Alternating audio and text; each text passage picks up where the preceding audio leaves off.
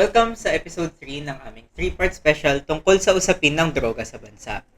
Sa noong dalawang episode, natalakay namin ang kasulukuyang sitwasyon at mga isyong namamayagpag sa naging pagpapatakbo ng war on drugs. Ngayon, isang tanong ang nais naming mapunan ng sagot. Ano ang tunay na nararapat na gawin upang masolusyonan ang problemang ito? Samahan ninyo kaming pag-usapan ang mga kontrobersyal, mainit at madalas hindi pinag-uusapang issue sa Pilipinas. Ito ang Wake and Bake.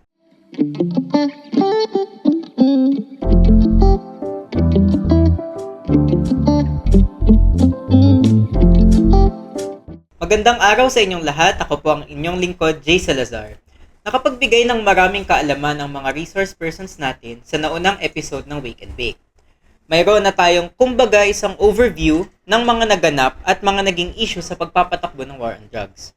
Kung di nyo pa napanood ang huli naming episode, please pakipindot ang mga link sa baba dahil napakahalaga ng konteksto nito para sa last part nitong podcast series. Dahil dyan, ngayon tingnan natin kung ano ang mas maayos sanang gawin, maging ang mga may otoridad man o kahit tayo mismong mga mamamayan, upang sugpuin ang isyong ito. Para riyan ay may makakasama muli tayong dalawang panauhin sa araw na ito. Ang una, maaari mo bang ipakilala ang iyong sarili? Good morning. Ako si Kina Ramos, isa akong psychiatrist at eksperto sa mental health mula sa Divine Mercy Psychiatric Faculty. Salamat. Welcome sa Wake and Bake. At ang ikalawa nating guest. Hello, ako si Alexandria Gumilao. Ako ay isang political analyst at professor sa De La Salle University. Thank you sa inyong dalawa. So, wag na tayo magpatagal pa. So, diretso na tayo sa ating usapan ngayong araw. So, sa war on drugs, nung nakaraang administrasyon, naging laman ng balita yung pagpapatay sa mga akusadong gumagamit ng droga. So, itinutuloy silang mga kriminal na lumabag sa batas. Pero, totoo rin naman na problema sa kalusugan yung addiction sa droga. So, una ko munang ibabato ang tanong sa'yo. So, sa tingin mo ba ang addiction ay dapat na mas ituring na pangkalusugan o kriminal na issue? Sa lagay ko, feeling ko mas dapat siyang ituring na isyong pagkakalusugan. Kasi yung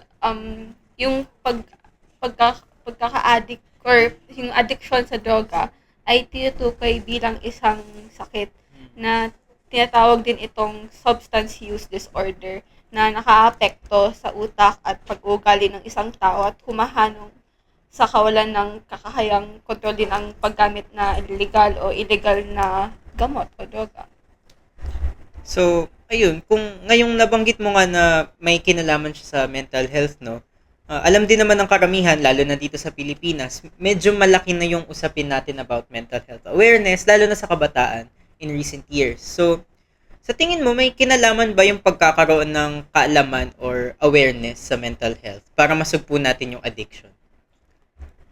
Meron, yeah. Kasi ang mga taong may mental disorder, tulad silang pagkabalisa ng depression or post-traumatic stress disorder or PTSD, ay maaaring gumamit ng mga droga o alcohol na bilang isang paraan ng pag-self-medicate nila. Okay. So, dako naman tayo sa sunod na gusto natin pag-usapan ngayon. So, tanong para sa inyong dalawa. Simulan mo tayo kay Alex. So, sa tingin nyo ba ay sapat na yung suportang maaari natin ibigay, especially ng bansa, para sa mga nalulong sa droga?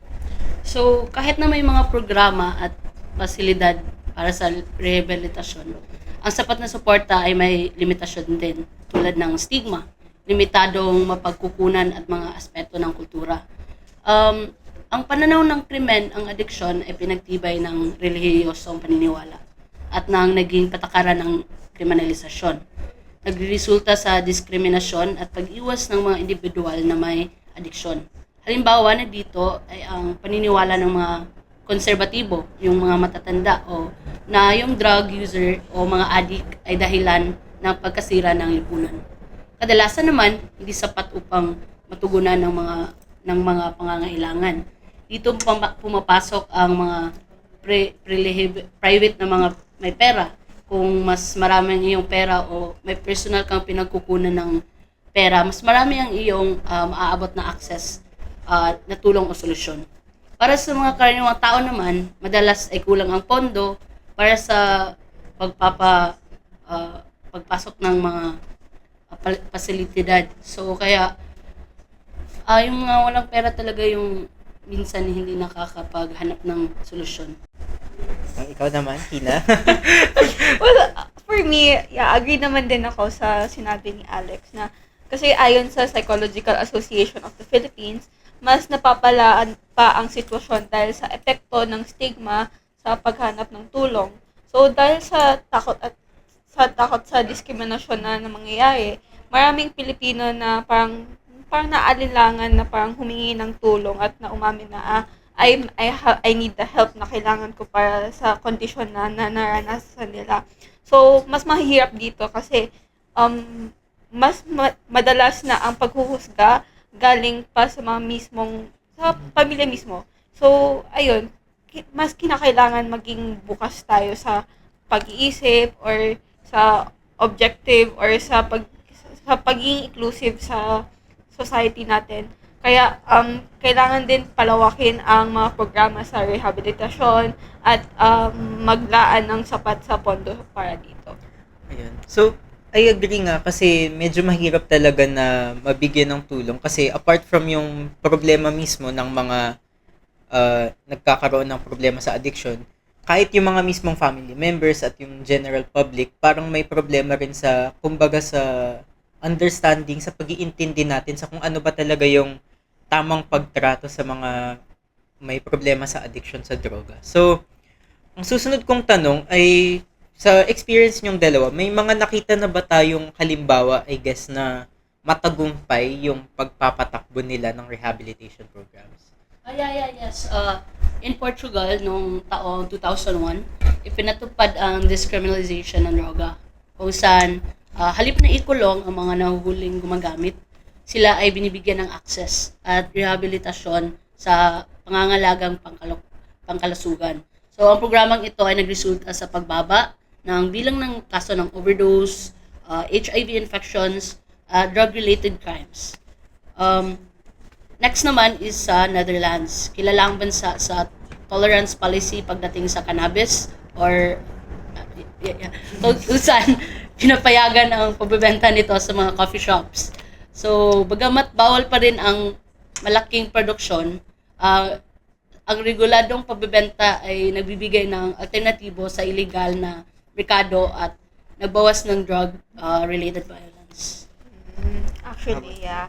I-mention ko sana. Pero, para sa akin naman is Canada and Switzerland. Sa Canada kasi, malakas yung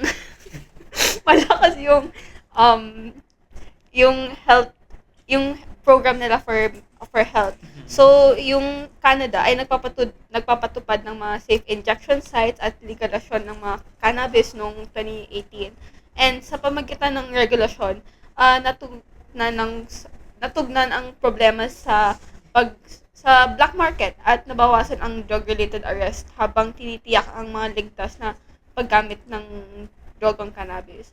So, habang sa Switzerland, ito ay dati pa noong 1990s na sinimulan ng gobyerno na yung harm reduction strategy na nagpapamamagitan ng pagpapahintulot sa heroin-assisted treatment. And nagbibigay ito ng mga supervised injection sites. Kaya dahil dito, bumaba ang bilang ng drug-related deaths and bumubuti ang mga kalagayan ng pampublikong kalusugan sa bansa. Okay. So, isa sa napansin ko sa mga binigay niyong halimbawa ay lahat sila may kinalaman sa decriminalisasyon or yung legalization ng paggamit ng droga. So, tatanong ko kay Alex, so, maaari mo bang ipaliwanag sa amin yung concept ng decriminalization o kaya yung legalization? Ang decriminalization ay nangangahulugang hindi na ito itinuturing na krimen. Ang pagmamayari o paggamit ng maliit na halaga ng droga. So, ngunit, maaari pa rin patawan ng administratibong parusa tulad ng multa or counseling. Samantalang ang legalization naman, tumutukoy sa pagpapahintulot at regulasyon ng production, distribution at paggamit ng particular na droga. So, Now, talking about yung dalawang yun, si decriminalization tsaka si legalization, sa tingin mo ba applicable siya dito sa Pilipinas? Kasi alam mo naman yung konteksto ng sitwasyon ng droga dito at gusto ko marinig yung panig mo tungkol dito. Tungkol dyan naman, talagang nangangailangan ng masuring pag-aaral at konsultasyon sa iba't ibang sektor ng lipunan. Mahalaga ring isaalang-alang ang kultura, kasalukuyang sitwasyon ng paggamit ng droga at ang kapasidad ng mga institusyon sa pagpapatupad ng bagong patakaran. Ang mga karanasan ng ibang bansa ay maaring magsilbing gabay, ngunit angkop ng solusyon ay dapat na nakaayon sa natatanging kalagayan ng Pilipinas. Yun, dahil nga nabanggit mo na din na natatangi yung sitwasyon sa Pilipinas, unique siya. So, may mga ilang suggestion ka ba sa kung anong iba pang maaring maging hakbang sa isyong ito sa bansa? Ano yung mga talagang dapat nating bigyang pansin? So may dalawa ako. Una, yung pagpaparami ng rehabilitation centers. Meron laban tayong 65 na treatment and rehabilitation centers sa Pilipinas.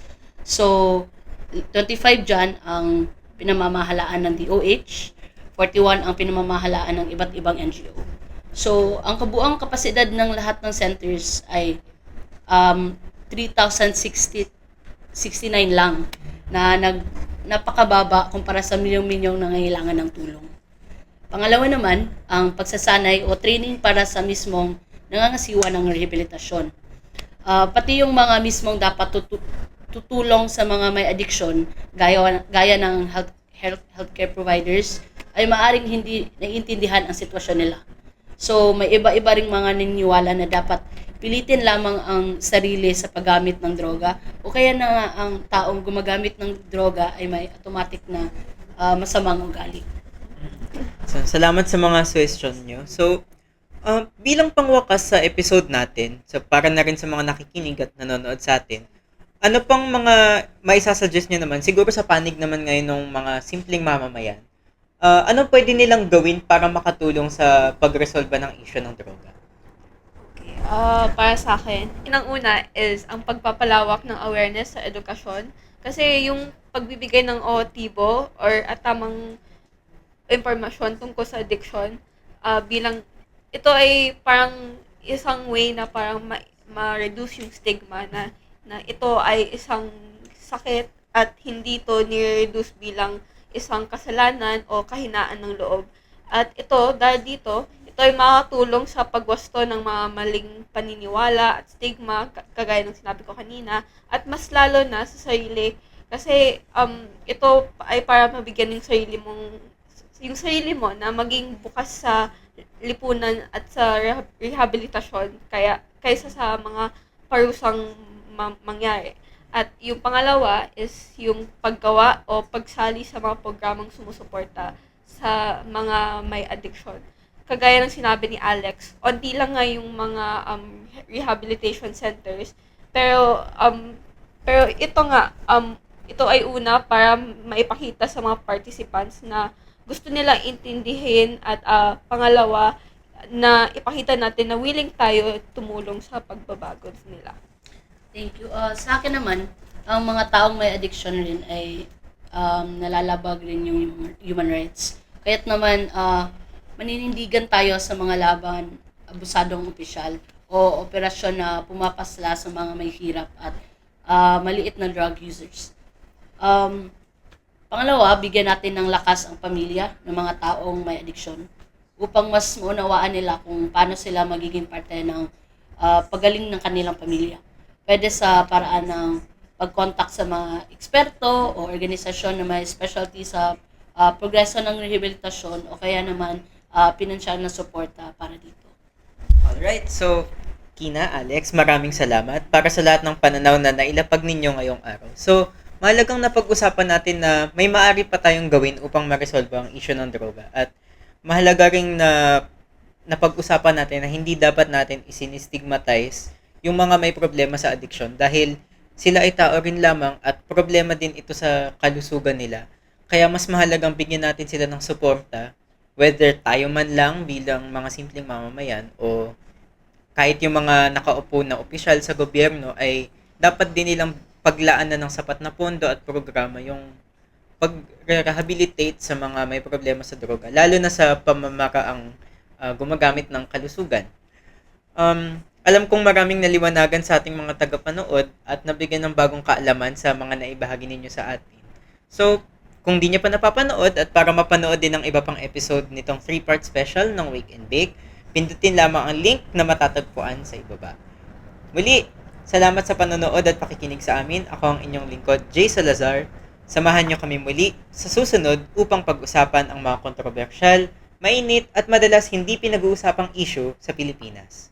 Ito ang Wake and Bake.